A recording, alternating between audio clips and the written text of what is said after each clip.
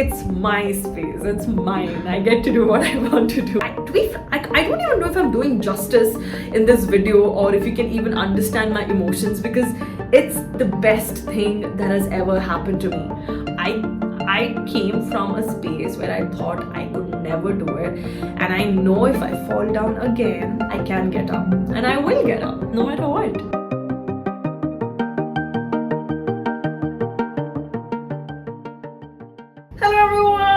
Welcome back to my YouTube channel. Okay, so we are back at the Paper and Pie Cafe. Got a nice haircut, I'm loving it. Welcome back to a brand new episode of the Rida Point of View. And today I will be talking about favorite as well as an interesting topic, at least to me, and that is living all by yourself, or living alone, or moving out. If you all know me, if you're following me from Instagram, and if you've watched all of my videos, you all know that I come from Coorg, and now it's going to be 7 years that I'm going to be here in Bangalore. I moved out of my house when I was 16 for college. I think the best decision I have ever made. Doing everything that I can to get out of my house to a different city altogether, a lifestyle altogether, just to know for a fact that if I stayed there, I would not be able to grow. I took a loan, I came here and I got into college. Just a quick recap, I went to college here in Garden City University. I did biotech and genetics for 3 years straight. Love the subject. No back papers, so good on that. I think if I wanted to build a career in it, I would actually be interested to build a career in it. But this is my career as of now. However, let me just tell you what exactly has changed in my life by moving out of my house, not being dependent on my parents and living alone.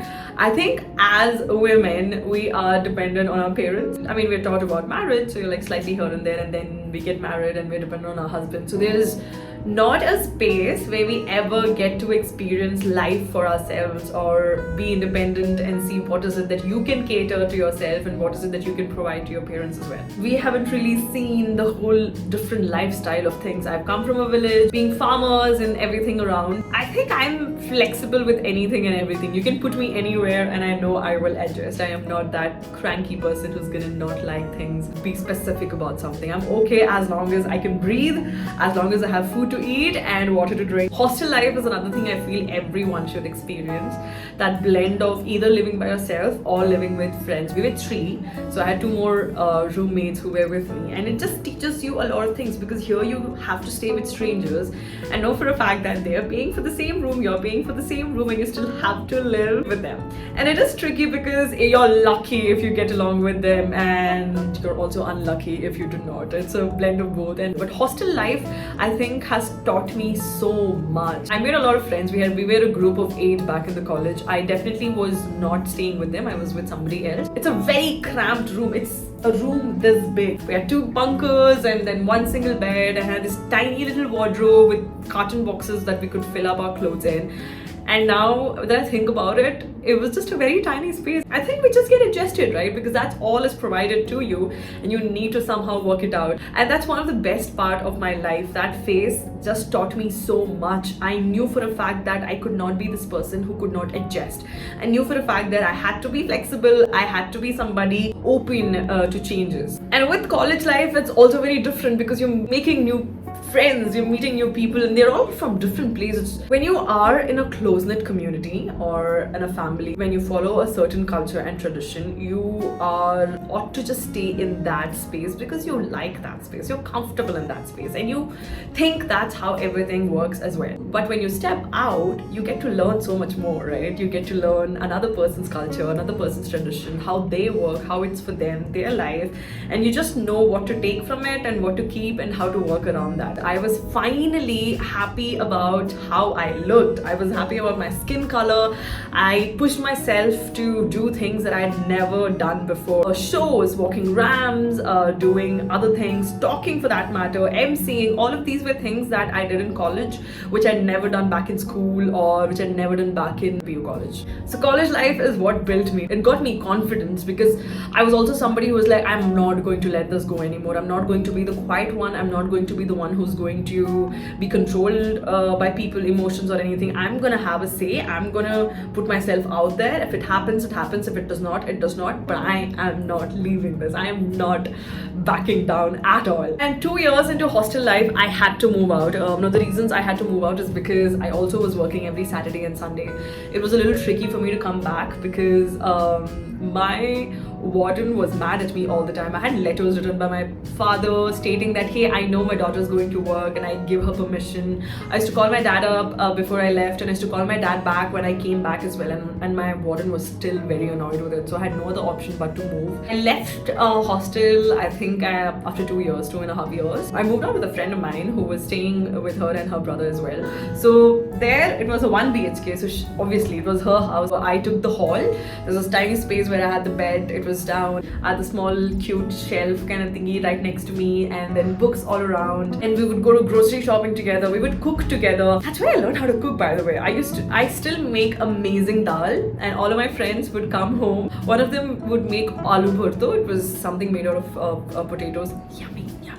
I would make dal and chawal, and everyone's coming together, chilling, we're cooking together and everything. So that's where I learned how to cook though. It was experimenting with masalas, it's experimenting with this is how it's done, a little of YouTube and little of that and this, and knowing that these are the only ingredients we had, because the budget for the ration as well was very tricky. I think here you learn about responsibilities, here you learn how to manage your money, you know where it's coming, how much you have to keep for your rent, you know how much you have to keep for your ration, you know how much you have to keep just in case you have additional expenses.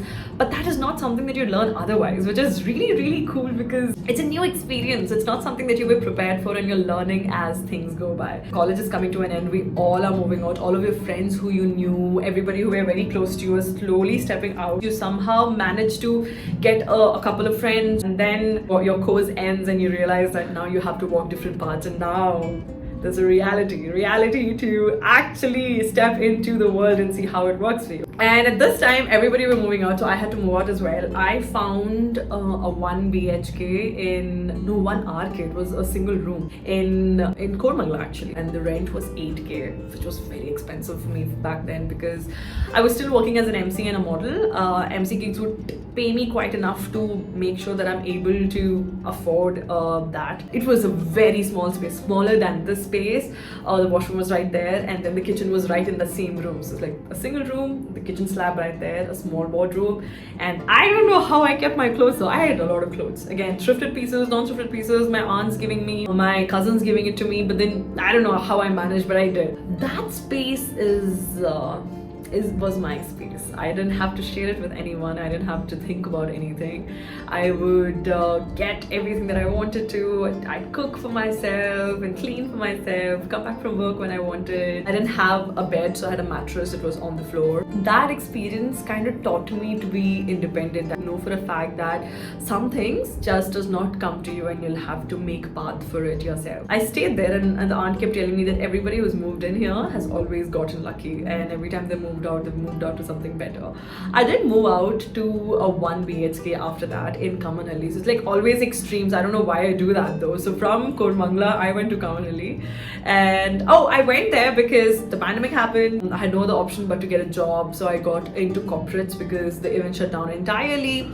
And then when I moved in there, because the office was right next to me, I moved in, and I loved the idea of having a hall that I could just decorate with things that I wanted. So I had a lot of plans. I got a bed and a mattress. I knew that my sister was moving in, but also I asked her if she could delay it for some time because I wanted the space for myself before I had somebody else take in. I lived by myself for I think 6 months there, 5 to 6 months, I'm not sure.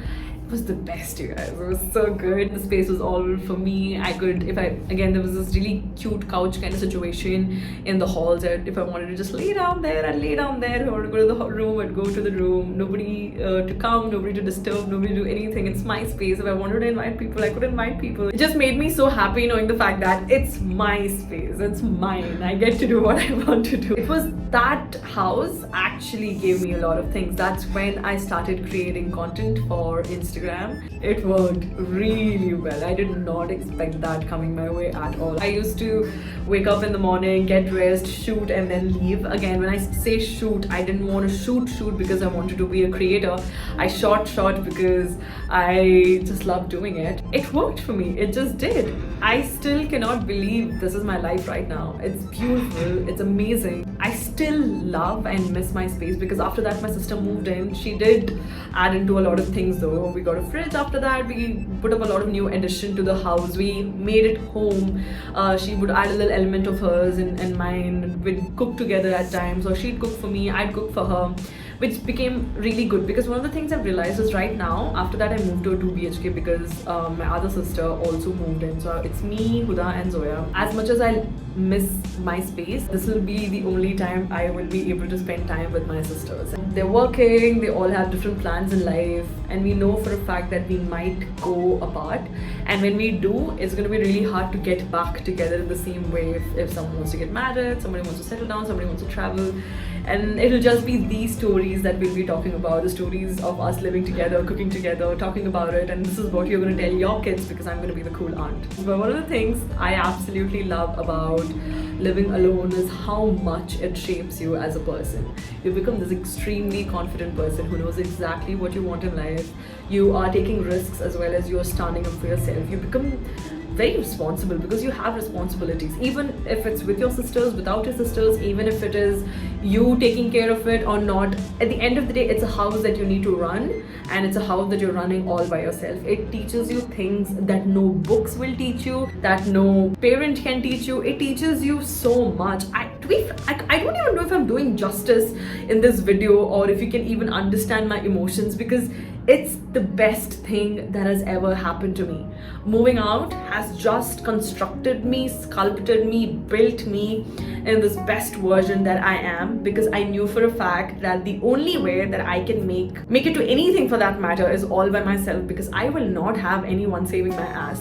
And right now I'm in a position where I know for a fact that I do have people that I can rely on, but I also know for a fact I can take care of myself without having to worry about not having people. We do go home often. My parents did come home visit us. But what I'm trying to share is life has been good. Thank you to all of you guys who are still in this journey. It just means so much to me. You might feel like, oh yeah, when you have everything, living alone is easy. When you're just, no, but that's not the point at all. I came from nothing. I know how hard it was for me to give 5,000 as rent, 8,000 as rent, 12,000 as rent, and 16,000 as rent as well. So I know how exactly it is to make sure where your money comes from and where your money goes. And specifically to us and to the kind of mentalities we have because of the families we grew up in, the whole idea of spending money is too much for us. We know we will be able to make it, but it's scary because we do not want to be at a space where we have nothing. That's one of the things that always scares me. I do not want to be at a place where I have to crawl back at somebody. Always wanted me to fail, and now I'm there. So I constantly have this fear of my future and constantly have this fear. But as I said, I think living alone, moving out has just taught me so much more, that I know that I came from a space where I thought I could never do it, and I know if I fall down again, I can get up, and I will get up no matter what. I can go on and on about this, but anyway, this was me sharing about how it is to live alone here in Bangalore for 7 years now, and how it's the best decision I've ever made in life. Yes, it's important to be with your family. Yes, it's important to give them time, and you will make time and you will spend time, but it's also important to give yourself that time and give yourself that space. All I'm gonna say is to everybody who is planning to move out, or anybody who's coming to a whole different city to just experience things for yourself, all the best. You got this. You will nail it. Yes, it's going to be a rocky path, but you will love every second of it. Thank you so much for watching this, and let me know if you have any opinions on the same, or if there's something that you would like to share. But until next time, sayonara. This is Rida Point of View. Sayonara.